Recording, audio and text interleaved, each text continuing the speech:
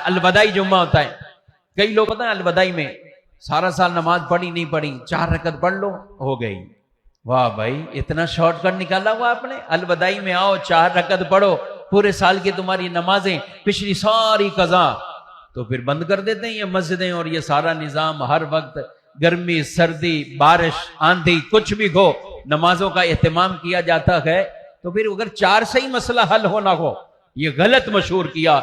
और ऐसे कुछ मशहूर होने के लिए लोगों ने भी खामखा की गलत मनगढ़ंत बातें करके, और कईयों ने अपनी मस्जिदों में शुरू भी किए हैं कि 4 रकत पढ़ो।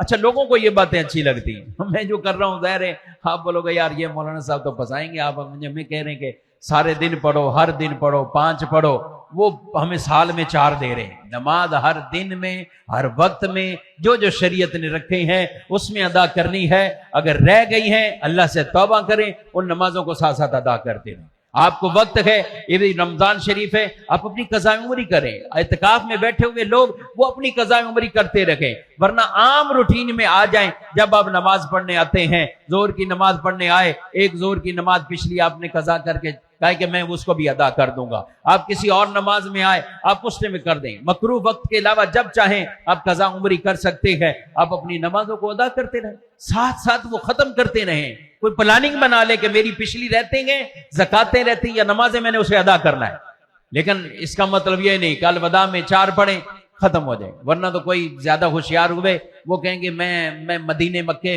जाता हूं, मक्के में जाऊंगा तो 1 लाख नमाज, मस्जिद नबी में पढ़ूं तो 50,000 नमाजें। तो जो मौलाना साहब हिसाब कर लो, आप 1 लाख कितने महीने में पढ़ते हो? मैं तो 1 नमाज से 1 लाख पढ़ के आ गया, मैं तो 50,000 पढ़ के आ गया। वो ज़कात के लिए भी यही करेगा, मक्के में जाके 1,000 रुपया सदका कर दे, बोले लाख हो गया। 1 लाख करेगा तो बोलेगा 1 करोड़ हो गया।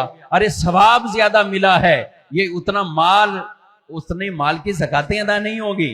तो नमाज में भी वहां सवाब ज्यादा हो गया, सुभान अल्लाह। लेकिन ये नहीं है कि पिछली लाख माइनस कर लोगे। तो इसलिए इन बातों को भी समझना चाहिए।